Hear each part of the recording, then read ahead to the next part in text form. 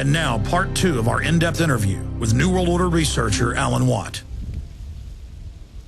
I'm Alan Watt, and I'm an author and researcher into geopolitics, really, and history. I follow where the world has been, the techniques that were used to bring them to those stages, and I apply them to where we are today and how the future is planned.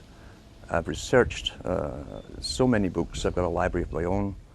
I like paperback books, or at least hardback books, because they're permanent records of the past. And if you can't understand the past, you won't understand the present or the future. I've also been in the music business, heavily involved for years. And I saw how culture creation worked from the top, and how generations were swayed into new fashions, new ideas. I've been following the histories of what's now called the New World Order for many, many years. And I try to go into the books written by the big players, the technocrats themselves, those famous people like the Kissingers, the Brzezinskis and so on, the Huxleys, the Lord Bertrand Russells, who all worked for the same organizations. And I came to the conclusion, really, there was only one big organization with many subcategories. These boys tended to publish the world that they saw coming into view, and they wrote it in their own hand, basically. They told us where they were taking the world. And when you start studying these things about the age of 14, 15, or even younger, and reading their books, and you live long enough, you will see that the world has turned out exactly as they planned. This can't be coincidence. And who can really write up a wish list and make it happen globally, unless there is an organization very, very powerful, probably the only organization really on the planet, an organization that can fund all sides, all oppositions, and using the synthesis of conflicting parties, they can literally make the world come into view as they planned. They plan in centuries, and the astonishing thing is when you go into the United Nations, which was loosely based on the Soviet system, they plan certain parts of their agenda in 50-year plans, some in 100-year plans, and some even in 150-year plans for different aspects of it. The Russells, the Huxleys and so on, Brzezinskis, also use the same terminology with their long-term plans. And you've got to understand too that nothing in culture comes out from the grassroots. Even Plato talked about that thousands of years ago. He said that if it was a grassroots movement really coming from the people, then those in charge, the dominant minority, would lose control.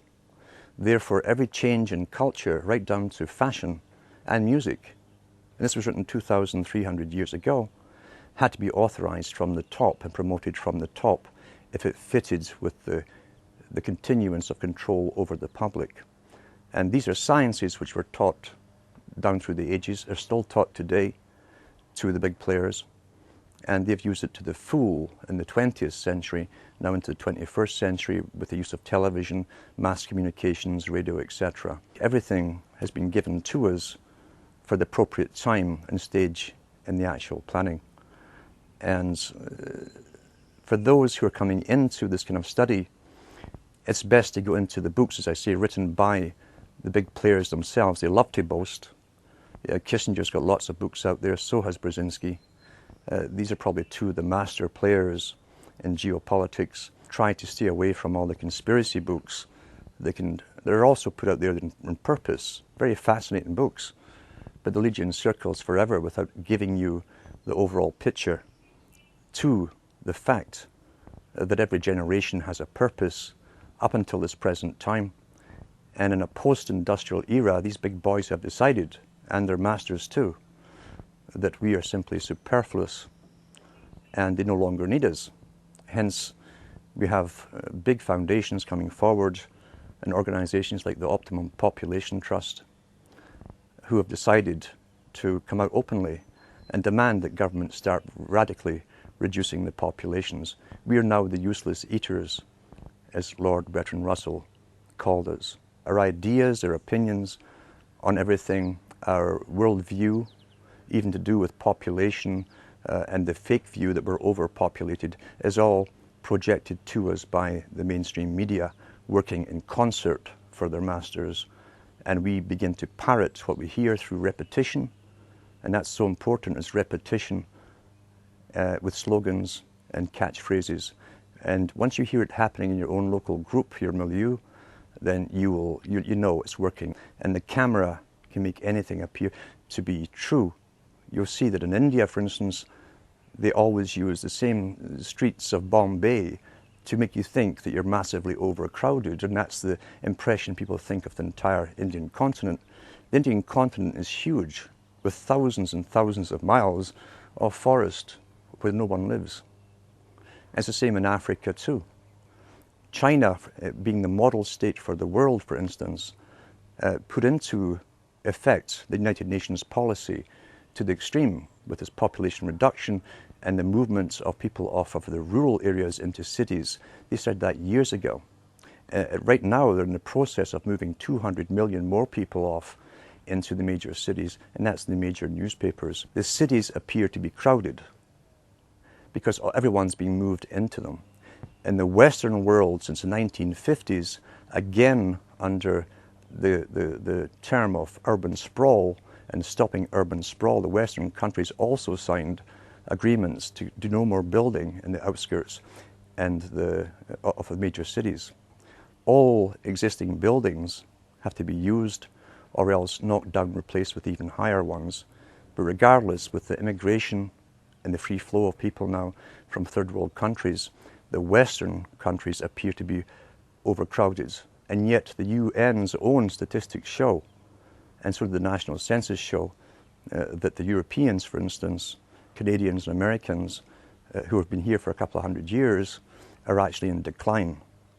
So the overpopulation problem is simply an image projected by the media as more and more people are crammed into the same cities and they bring more immigrants in to fill them.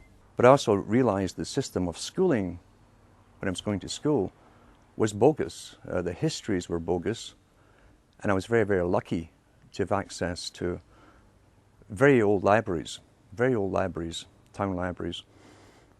Some of them had reference books going back into the 1700s, written at the time. When you compared the histories I was being taught in school to the histories that were written at the time, they were completely different. You had a deeper understanding of how geopolitics had been used in the past to even populate the country of Canada.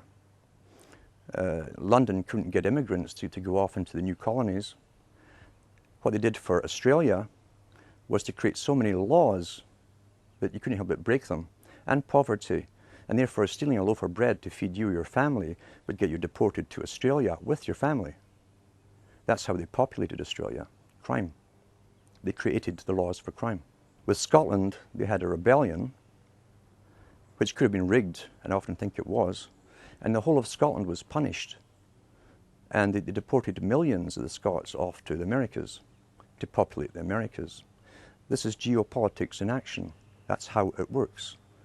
And whole peoples are often moved from their land because the elite masters want them elsewhere to be productive for themselves, the masters.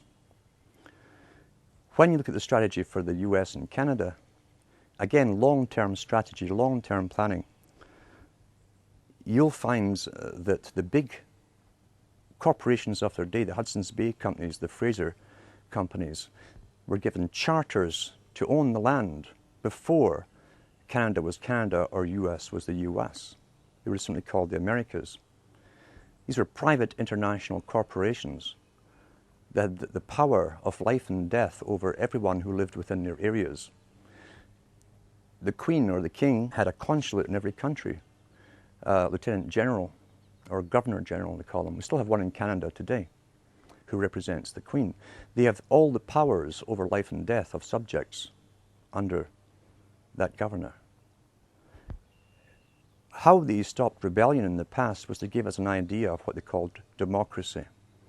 They knew from the Chartist movement in Britain, for instance, and elsewhere, other countries, people were demanding rights for the first time.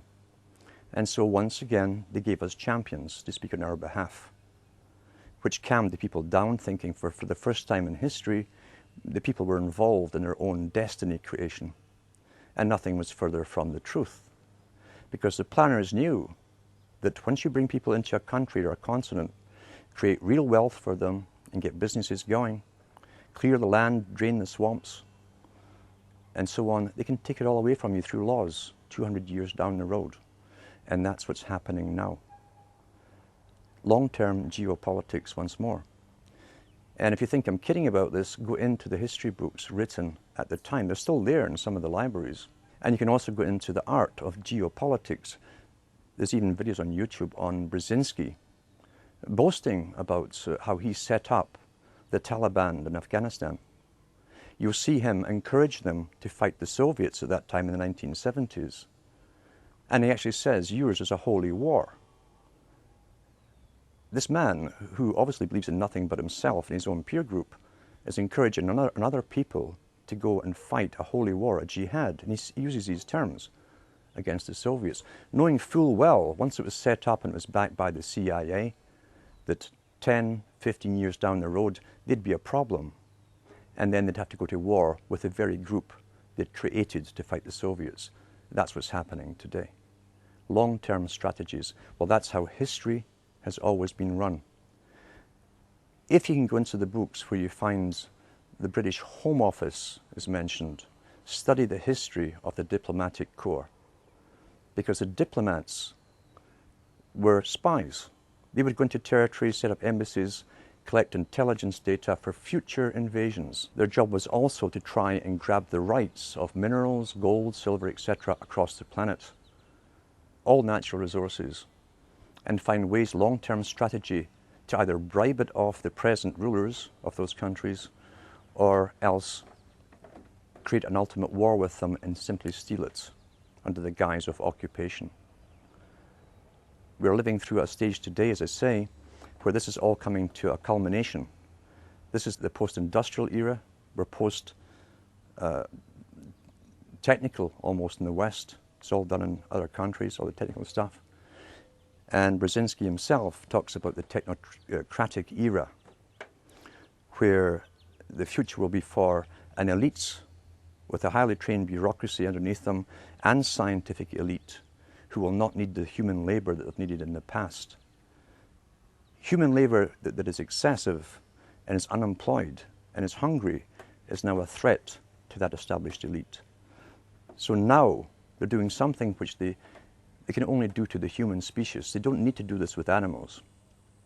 With animals, just go out and hunt them and kill them. We are the only species that has to be convinced to allow ourselves, for the good of all, to be sterilized and bring down the population through abortion on one end and euthanasia on the other, under the guise to save the planet. And unfortunately, with the massive propaganda campaigns that are all over media in every country at the same time, with all the big foundations backing them with unlimited financing. Remember, the foundations are owned by the international bankers themselves. Then they can pull all of this off, and unfortunately it really is working. In kindergarten now, you walk into a kindergarten anywhere in Europe or the Americas, and you'll see the rainbow inside every single one of them.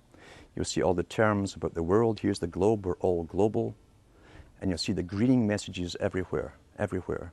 And how sacrifice will have to be made to save the world and the planet and future generations of society. Sacrifice. You tie that together with the institutions that were comprised of the Fabian Society. It was a member of the Royal Institute for International Affairs. That's one society. The Council on Foreign Relations is also the same thing as the Royal Institute for International Affairs. They are what Thatcher and Professor Carroll Quigley called the parallel government. They have told us what the future is going to be. Some of their members have even written books about the need to cull off massive amounts of the population by any means possible. And so we see this final stage being pushed as they convince us that we are the problem. The Club of Rome, that also belongs to the same group.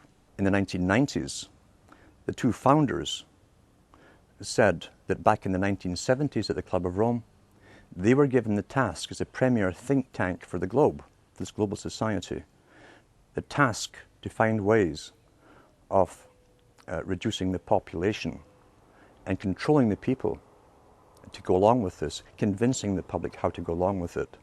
And they said they'd looked at all possible means of doing so. What had worked before? Again, geopolitics, strategy. Under warfare conditions, the public will give up freedom. The public will be directed by governments, bureaucracies, and police, military, etc. Under warfare, the public sacrifice. They'll have less food, they'll ration stuff. They go along with it to save themselves. Therefore, they'd have to find a warfare strategy, a reason for war. And what they came up with was that man was the enemy of the planet. They said that the idea that global warming could be created and blamed upon mankind would fit the bill. These are the words they used. That would fit the bill, written in the 1970s, and decided at the think tanks then, and published by the guys involved in a book called The First Global Revolution, well worth reading. When they hit upon an idea from a premier think tank, they will never change that agenda. I've said before, it wouldn't matter if we're up to our eyes in snow all year round. They will still stick to global warming. That's the agenda. Now, of course, they've changed it slightly to climate change, which simply means changes in the weather. And they're in the process now of convincing the general public to be afraid of summer, for instance. It's all done through the alteration and distortion of perceptions. Massive psychology is used on all of this. And they certainly understand mass psychology of the general public. These boys don't simply announce things or make up a wish list of the future and send it up the chimney to Santa Claus. When they come up with an idea, they implement it. I've followed the United Nations Department of Statistics as they announce every single year the sperm count of the Western male, which has been falling drastically since the 1950s. They say that it's down by about 75–85%. Now, when something like that's happened across the whole of Europe and the Americas in 50 years, and they suddenly started noticing it 50 years ago, sudden onset, and there's no crisis made about it. There's no comeback after announcing the statistics. They just tell you the cold, hard statistics and go off to the next statistic on some other topic. That means it's part of the agenda. Otherwise, it would be a crisis. If this wasn't planned and part of the agenda, believe you me, it would be a crisis if they didn't authorize it. And now they tell us that the average American has less than 20% sperm and only about 15% is motile. That's not a coincidence. What happened in the 1950s to start out this ball rolling? In the 1950s, they suddenly put all the known female synthetic estrogens into food supply. They put it in baby foods. Procter & Gamble were the first one to admit, after investigation 40 years later, that they were using a rinse to supposedly sterilize the baby bottles, and it contained bisphenol A. An odd thing to rinse baby bottles with, when bisphenol A is the very thing that attacks young male children at that age and stops the testes from developing properly. You go back even further into more detail and you find out that the cosmetic industry were using insufflatants. Insufflation is a technique where certain carriers are put into the creams themselves, and these creams then absorb into the skin, carrying other chemicals with them. They're almost like they carry the payloads into the target in the bloodstream. We find that the women were highly toxic with the artificial bisphenol A and other ingredients, and therefore within the first 8 to 12 weeks of pregnancy with a male child, there's a very good chance that male would grow up to be either almost completely sterile or, as I say, maybe have some motile sperm. This was all understood 50 years ago. Bisphenol A, for instance, was discovered in the 1890s, and the properties it had against humans, especially males, was known then too. Now it's in all the beer cans. Great target males again. They line the cans with it. There's been many exposés on it now. The CBC in Canada, which is a government-owned television station, it's the BBC basically of Canada, did a documentary series called the Disappearing Male. And it goes through all of that in that particular talk with proof. Also, when we go back to the writings of Lord Bertrand Russell and Julian Huxley and Aldous Huxley, who were also related to the Darwins, by the way, you'll find that they talked about ways to sterilize the populations in the 30s, 40s, and 50s. But of course, and they even said they would use the needle to create a compliance, pliable population, meaning to dumb down the people and also to bring down the fertility rates.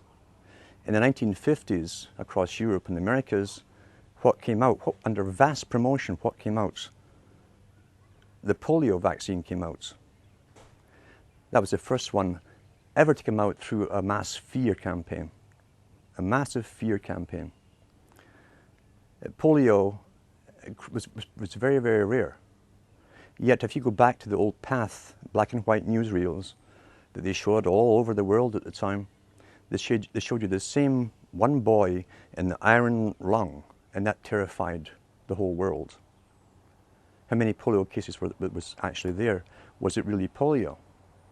We do know that from those first shots, those injections, the generation that got them all ended up with carrying 100 simian viruses, live simian viruses in the shot. And simian 40 only had one function according to the maker, the discoverer of the vaccine, and that was to cause cancer. And I also have a copy of the discussion with this particular man and his staff admitting that. They knew that at the time. What they said was they thought that the risks outweighed the bad benefits that might come along down the road. That was their excuse. Since then, we've been trained to accept more and more inoculations until babies now get something like 30 inoculations before they're at the hospital. When you look into the big manufacturers of inoculations, like the Baxter Laboratories that were in the news recently because they sent out live flu virus along with the bird flu virus mixed together, and were caught by another country who tested it on ferrets, and the ferrets all died. They had done the very thing that they say that they're worried about happening in nature, where the common flu is mixed with a killer flu and becomes highly contagious. They actually did it by mistake, we're told. But go back into Baxter Laboratories even further, and you find Baxter Laboratories was part of IG Farben Group in World War II. They were responsible for creating chemicals and so on that were used as gas. And they were also used in other medical experiments on prisoners. That's in the records of the inquiry that went on into IG Farben. A good book to read is The Crimes and Punishment of IG Farben. All of that stuff's documented in there. All the companies, the Western corporations that were involved in the setting up of the Hitler regime are mentioned in that book. And Baxter Laboratories, the one who's coming out with all the shots we have to take supposedly for the swine flu, are still on the go. So when you go into, let's say, Connaught Laboratories as an example, Connaught Laboratories was employed during World War II to manufacture bacterium and viruses, fungus that would attack wheat and corn, etc. in Germany. Mr. Banting, who discovered insulin, the great hero Banting, during World War II, his main occupation was finding ways to annihilate the food supply of an entire country. And he came up with ideas of creating a form of what we now call mad cow disease, something that rotted the brains of the cattle for herds, dairy herds and beef herds, and it was manufactured in World War II. And I often wonder if there really is such a thing as mad cow disease. Is that where it came from? But to say these big laboratories and Connaught laboratories eventually became responsible for instance, for the blood supply for hospitals and haemophiliacs and byproducts of blood supply for Canada. When Mr. Clinton was in power, he signed a deal with some prisons in the US where the prisoners would get $1 or $2 for a pint of blood. And this stuff was all to be sold to Canada. And almost every haemophiliac in Canada, everyone who got the blood supply came down with hepatitis and various other diseases. The government held about a 10-year inquiry, waiting until they're all pretty well dead, maybe 1 or 2 survived, before they paid out compensation. They knew at the very beginning that this blood was contaminated. And these Connaught laboratories, part of the industrial military industrial complex used in World War II, buying the blood and selling it and distributing it across Canada. When the CBC did a documentary on Connaught laboratories and their role in this, the little guy who purchased it was caught on the steps of his office of a building, and he turned around and he said to the camera crew, after who questioned him on all the deaths that were caused in Canada, thousands of them, he said, "It's business." That was the only reply given. I've said for many years that the biggest international corporations are real corporations, but they're also front groups for one system. During the Cold War, for instance, many books were published on the war, how it would be won, and so on. And what they all agreed upon was those with the highest technologies would win. Now, if you were in a free enterprise system, you could never allow inventions coming out of nowhere, unauthorized, especially in communications and different means, to be given to the general public. Therefore, the CIA, MI6, and other countries' agencies created front organizations to lead the charge and control technology. You could never allow free competition in technology and give it to the people without authorization. It has to be permitted by those who rule. That goes across the board with everything, as I say, from those who rule. You create culture, you manipulate culture, you give the public what you deign to give them, you suppress that which you don't want the public to have. It must be under a control. You cannot have that with a true free market enterprise and true entrepreneurism. You can't have it. Therefore, you put up the front companies. They're real companies. They will really manufacture stuff, but it's what's been authorized. And guys at the top, CIA, MI6, fund them and run them. We've seen this with different banks that were set up by CIA in the past, where they funneled money to all the major wars we were fighting. It was the BCCI, was one of the first ones that collapsed. Papa Bush was a director at one time, and then he was back to being director of the CIA. These are front massive banks, massive corporations. A difficult thing for some people to understand is what's happening today is not just an elite making a final move to take over anything. Every generation for hundreds of years has been brought up with the same elite's predecessors designing and running the show for each generation. The elite, in fact, are simply moving their system into a new system, an updated system to suit themselves. That's a hard concept for people to grasp. They've been trained to believe things are happening at the moment by happenstance, by crisis coming out of nowhere. And here's what we must do. We must solve this problem at the time. Nothing is further from the truth. And when people wake up, they generally go through the same stages as someone who becomes bereaved when you find that democracy never existed in the first place. You go through an anger phase, a depression phase. You'll blame whoever is handy, and then hopefully you emerge from it and you become active and you want to learn what's really going on and what has been going on. But you'll also eventually come to the realization that you're up against something, a system that's very, very, very old. It's the only truly organized system on the whole planet. It uses sciences that are ancient in population management. It gave us a system of money. Money is a tool that we must believe in to serve them. Karl Marx was quite right. He was one of their boys who was set up to set up the dialectic.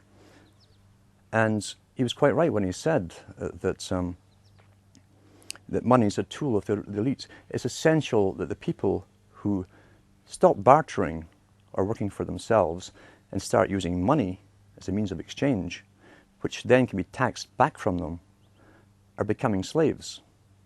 Because under law and legality, for 1,000 years, no one could take anything from you. Money represents your food, your home, everything. When it's taxed back from you, they're creating a form of slavery. Therefore, it's essential that the workers believe in money. The elite have all the money in the world. They own all the resources in the world. They don't need money, but they need us to believe it's the only thing that we must use. Today, the power of the purse, as they call it at the top, is being used to the maximum to tax almost everything back from the people that they earn. You tie that in with Charles Galton Darwin in his book, The Next Million Years, where he lays out the next few thousand years, up to 1,000,000 years, for the elite and all the changes that will happen. The grandson of Charles Darwin, who again was related to the Huxleys and many others. And he said, we are in the process, in the 1950s he said this in his own book, we are in the process of creating, he says, slavery has always existed in one form or another. There's different ways to have slavery. You can either get a bunch of henchmen, force a tribe into obeying you and being your slaves. That's a lot of force. But you have to feed them, etc.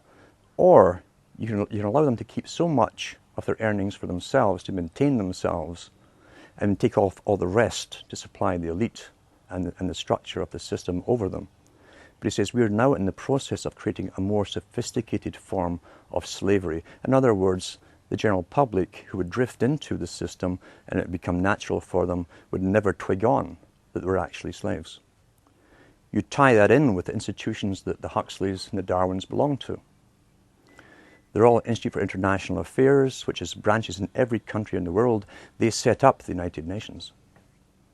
They said in their own writings, from the earliest times to the present, the world they're bringing in is to be a world where everyone who is born, or would be allowed to be born, would be born to serve the state. That would be their sole function. That's if they had a job for you to fulfill or a need for you. But it's a more sophisticated form of slavery. And we're going through it today. These families have been at this for at least centuries, and I think much, much longer. Why is it that the Rothschilds come onto the scene as a revolutionary family? Why is it they suddenly could take over 5 countries with 5 sons, create central banks, or take the central banks over that already existed? And why is it that right to the present time they're in the forefront of world politics? Why is that? Why doesn't a generation of the Rothschild go off in some other direction or lose interest? You're dealing here with a specific religion. A religion and a cause, a purpose. You will only find this kind of fanatical intergenerational devotion to an agenda when there's some kind of religion involved in it. When did all these families crop up? With the banks. We find that when the Rosicrucian court was created at Queen Elizabeth I's court, and that's open history today, John Dee, Francis Bacon, Francis Drake, all these boys were a member of the Rosicrucians. It also broke out in France and Germany at the same time, and they even announced their presence by billboards all across Paris. But the members now, as I said, in Britain, were open in the time of Queen Elizabeth I. Their idea was to gain gold and money through plunder, and they basically lived off of the Spanish galleons for an awful long time, as the Spanish were taking the gold out of South America. But John Dee and Bacon also were advisors to kings and queens, and they wrote about how to control, guide, mislead, and always fool the populations, and always, too, to get them into warfare, thinking they knew what they were fighting for, but the public were never to know the true ambitions that they had. John Dee coined the term the British Empire. It didn't exist before he said it and wrote it down. He went to the Queen with the idea, and he said, a system should be set up where countries are invaded or taken over by Britain to create a world system which would be based on free trade. Free trade. It says those countries willing to adopt the British system would be given special status and its most favoured nation trading status. The very same terms that are now used in all the charters they draw up for free trade across the planet. Yet we're going back 500 years to find it first used by an advisor to Queen Elizabeth I. So therefore we know there was a world plan underway. We also know that Kipling, for instance, who worked for the British Raj in India, wrote many books, and was a very, very high Freemason, was sent over to the US, where he spoke to the US Senate,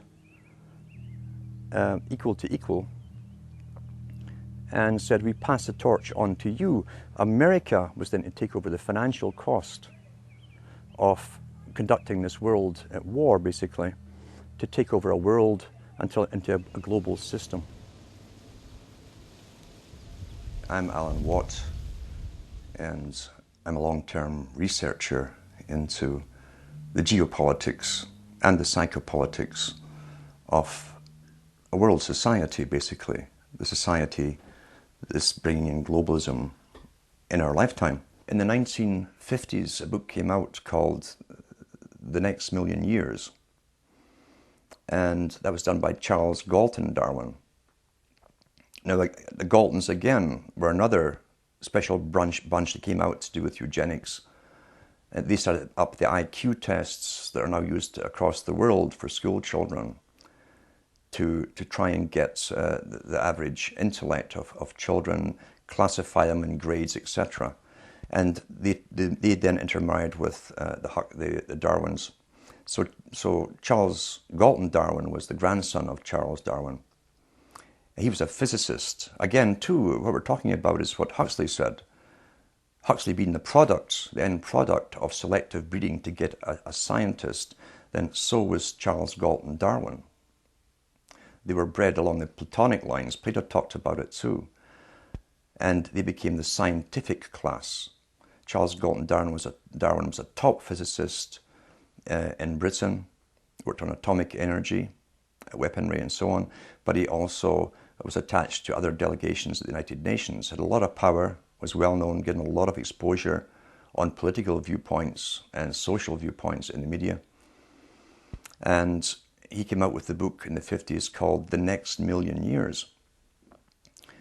The Next Million Years is an astonishing book because it's an incredible boast of how an elite would literally rule the world for another million years, and how it would be done, not just could be done, but would be done. But his biggest cry throughout the whole book was that the media and educational systems would have to work so hard on the general public, even from schooling up, to get the public to go along and allow themselves to be somehow sterilized. He said that the inferiors would outbreed the superiors, and that was his greatest fear. Now, he spoke on behalf of his own establishment, his own group. So they were into eugenics. And you'll find the United States became a great laboratory for eugenical experiment. People don't really realize that. Because when many of the Albigensian descendants, the Cathar descendants, the Bogomil descendants came into the United States under the guise of Christianity, they set up their own particular eugenical experiments. The Mormons were one of them, where couples were matched up. One of the greatest experiments that's ever happened in history was the NIDA experiment, Oneida, New York, where the man who set it up was given free rein to match up men and women, not to live forever together, but only to copulate for specific offspring. Charles Darwin was involved in the experiment. The newsletter that the Oneidas set out went to also the Huxleys. H.G. Wells came over at the latter end for visits to it as well. It was one of the greatest eugenical experiments ever carried on under the protection and the guise and the rights of protection of Christianity. That's how they got away with it. And the man, Noyes, who was in charge of it, was a high Mason. His cousin was Hayes, who became the President of the United States. So big people were backing this experiment in eugenics through the latter part of the 1800s into the 1900s. What did they hope to gain? How can we bring this into the Council on Foreign Relations and the Royal Institute for International Affairs, or the writings of, say, Huxley's or Darwin's even? Well, they believe, and they believed by Darwin's time, that all of the people who had the right stuff to excel in life, to acquire wealth, good, intellects, property, and keep a hold of it through generations, had already been born. Therefore, anything that came after Darwin was just chance, perhaps, or luck. Therefore, all the elite families were already established. There would be no more elite families. Everyone else married in common because they did not have their wives or their husbands picked for them. They were not mated up for eugenical reasons. They were called commoners. We find the same expression coming out today with the new term for eugenics. They call it bioethics.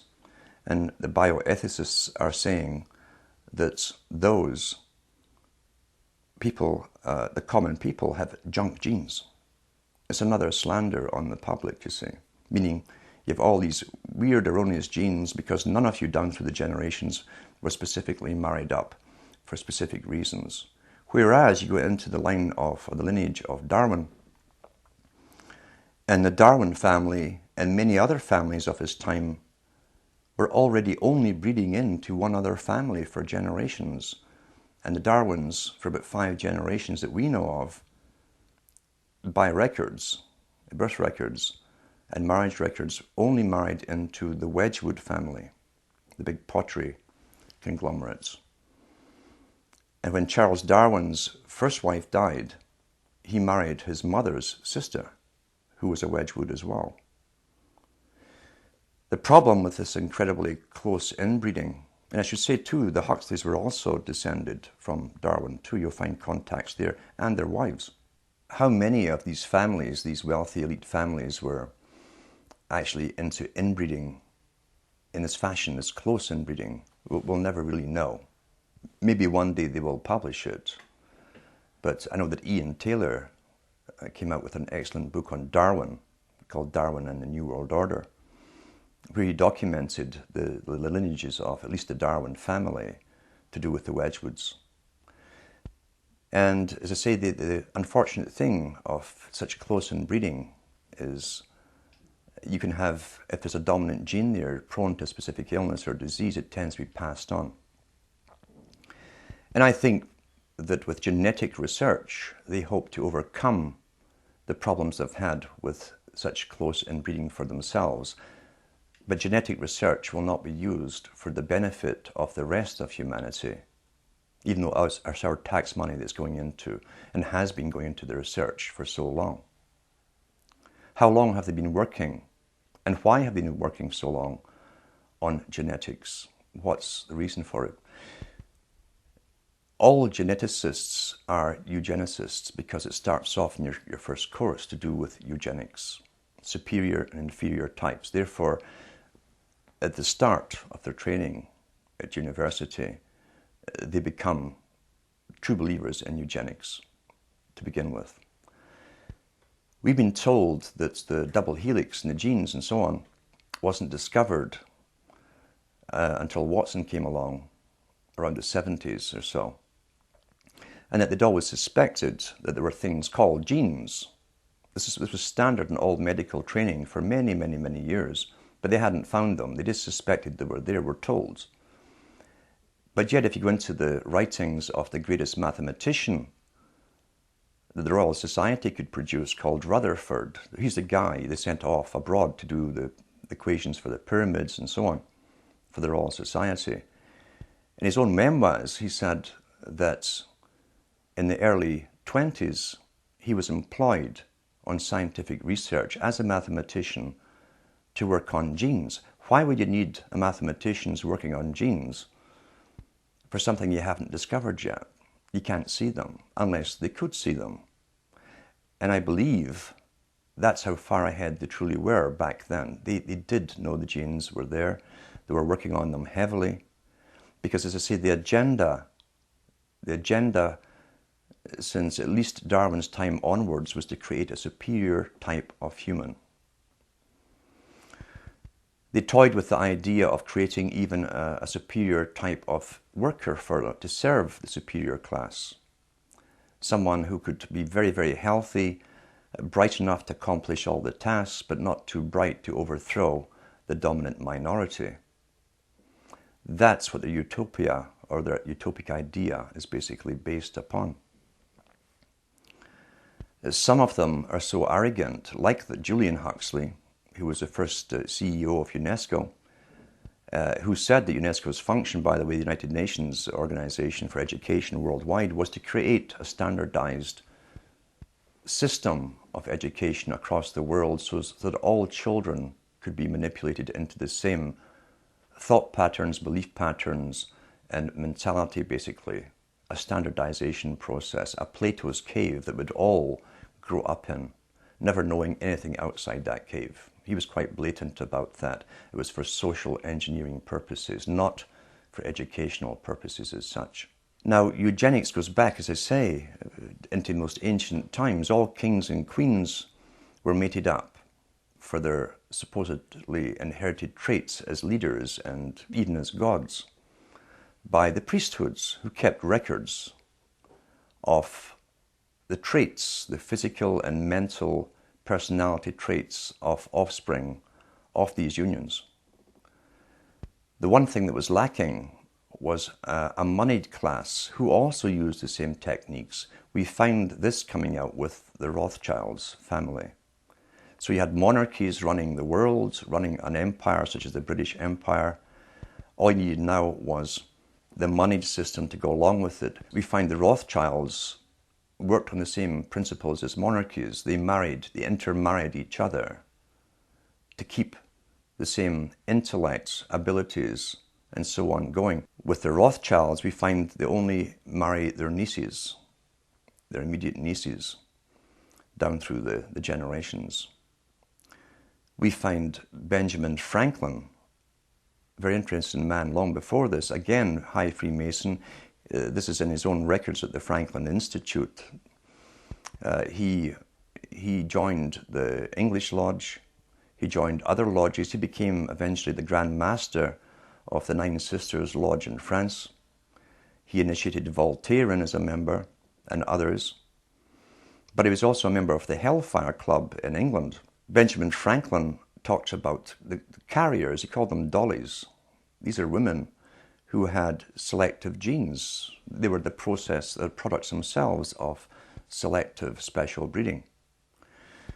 And the Hellfire Club, like many Masonic, high Masonic institutions of that time, had what were loosely called, and wrongly in a sense, brothels attached to them. But it was also a cover because the special carriers or dollies, and dolly is the term that Franklin himself coined, is still in use today. A dolly is a carrier, like something you carry luggage on or whatever. Basically, he said that those who are worthy to go on and breed with these particular women, who are of noble birth, most of them, would have the pleasure of having the offspring, knowing they had the offspring, and the offspring was guaranteed a life of high exposure in science and perhaps leadership in the world. Madame Bouvier was the one he was talking about initially at the Hellfire Club in High Wycombe, London. And Madame Bouvier's descendants still live. There's 2 of them in France today. And the other one was Jackie Kennedy. If you look at how politics is run, and you go into the writings of people like Lenin, for instance, Lenin said there are 1,000 directions and systems in which people could go and live under. But the public mustn't know that. He said it's important that the system that's created for them is accepted by the people, so that they think that's the only system that could possibly work. And it's true. We're contained in a system of left and rights, supposedly the have-nots against the haves, or those who own the means of production against those who don't, the workers. And that's traditional Labour versus Tory, or Conservative versus Democrat. That's how the system is run.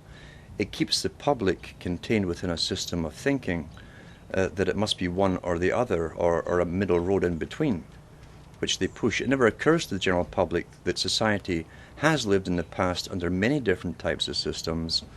And as Lenin said, it's important that the public don't know that the system they're born into was designed for them, and that it could be any different. They must think it's the only natural one that could have evolved in their lifetime. Therefore, you're contained within a restriction of parties. You vote in one party when you're sick of the last one, not because you want the new one in. It's because you're sick of the last one and what they've done to you. And once they've been corrupted and gone off in different tangents in ways where they never explained during the entire elections, had nothing to do with their election promises, you vote them out and get the next party in. And so we go on forever with this left-right paradigm. Always think it's like a tennis match, really, with the public in the middle. We're the ball, and we just seem to go back and forth between left and right, left and right, left and right. Meanwhile, we're being shepherded all along in one direction, because politics is a tool of the elites to manage the public. That's all democracy, in fact, really is, a tool of the elite to contain the public, manage them, and guide them along a predetermined path that's outside of any kind of democracy. But if you take Bush, what he was sent in to do was to wait, and I believe this truly, he was to wait for 9/11 happening in 2001. 2001 happened, every country automatically went on board with the same agenda at the same time, which shows pre-planning. Bureaucracies in different governments do not work that fast. It takes years to get that kind of cooperation, that kind of synchronicity working together, and synchronization. Bush's job was to bring in a totalitarian system under the guise of protecting the public, where you lose your rights, and set up the machinery, the agencies to do it, the military forces, the paramilitary forces now that the police have become, to set up the institutions for enforcement of laws. Obama comes in, takes over the institutions that are now set up, and his job is to guide you through the economic depression and use those forces against the public at the required time. That's how it works. There's a continuity as far as I'm concerned. It's not a separate regime whatsoever. The same boys who put Bush in, the bankers and all the rest of it, put Obama in, and Obama's proved his loyalty to them by literally allowing them to rape the public of all their funds, and then rewarding them by public funding and tax money to save the same bankers. He's one of their own boys, but he now has the machinery in place that Bush set up to quell the coming riots that they say are going to come, and to manage the public into a brand new system of what they call not government, but governance, international governance. If you listen to Obama's speeches before he was elected, and I analysed what he actually said, he said very little. He was giving emotive speeches with no substance. He never said what he wanted to do or how he was going to do anything. It was almost like a lead-up to a movie that hadn't been made yet.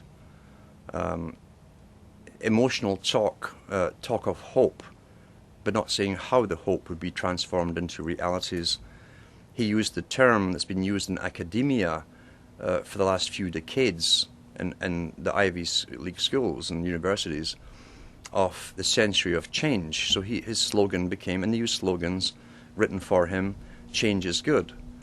Any idiot should ask the simple question, wait a minute, what change are you talking about? How can you be for change if you don't know what the change is going to be? It could be for your detriment. But they got the people parroting, like George Orwell said with the sheep, 4 legs good, 2 legs bad. Change is good, and the people, his followers, start to repeat it, change is good. What kind of change are we talking about? The loss of sovereignty, the blending into an international institution, a world government system, a system where not only is America bankrupt and the most indebted nation on the planet for loaning money out to other countries and policing the world, being the policeman of the world, now Obama wants to lead the charge on sustainability, carbon taxes, by making America the example for the rest of the world to follow. He's asking everybody to sacrifice everything they have. That's what he means by change is good. He didn't dream up this plan. He is a member of the Council on Foreign Relations. Again, that comes from the Milner Group, the Cecil Rhodes Society, the Royal Institute for International Affairs, that planned world governments using Britain based as a model for the British Empire, now become the American Empire in a sense. And the changes here he's talking about is a new world of servitude, where you will serve the world state.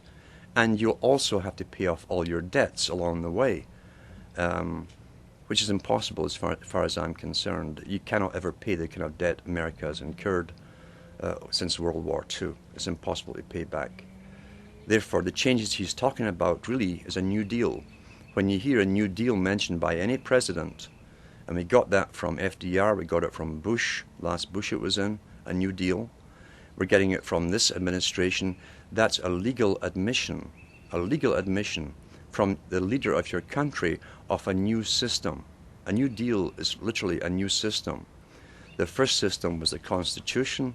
You got an updated system with FDR as government became incredibly big and centralized. And now you've got a New Deal under the guise that change is good. Who planned the change? It wasn't the people who planned the change. Who will benefit will not be the people. It's the world of sustainability, Mr. Rockefeller, the population reduction plan. Those who will go into the future will be those who are necessary for the future's maintenance, and those who are simply obsolete, the useless eaters, will have to perish and die off. It's as simple as that. This generation today, the ones who are alive today, we are the generation that's going through the biggest changes in history, according to even Rockefeller himself, since the Industrial Revolution. It's the end of one phase of a long-term plan. And out of this comes a new world order. As they've said, Mr. Brown said, the Prime Minister of Great Britain, said at the G20 meeting recently, it's a new world order. A different order from the previous one, where people technically were working for themselves, would choose their own employment and so on. The New World Order is a planned system, a planned economy, a planned population. So it's up to us. It's not up to the next generation to change this. We're the only ones who can possibly do the changing. And it's either really the rights to go into an uncertain future, which is what life should really be, where we decide for ourselves where we want to go individually and collectively, or allow ourselves to be dumb animals, creatures who are guided by those who have decided they are the masters of our destiny, and allow ourselves gradually to be sterilized, killed off, used for the last part of their agenda and their wars, and then cast off. Many people will love socialism. They enjoy being guided, and they enjoy their bosses running the world for them. But it's up to those who like freedom, personal freedom, which also entails uncertainty of where we're actually going to go. These video interviews have all been exclusive, and they're going to be archived at prisonplanet.tv. Please download them, burn them to disk, and give them to everyone you know. Upload them to YouTube. This information is vital not just to our free republic, but to the future of free humanity.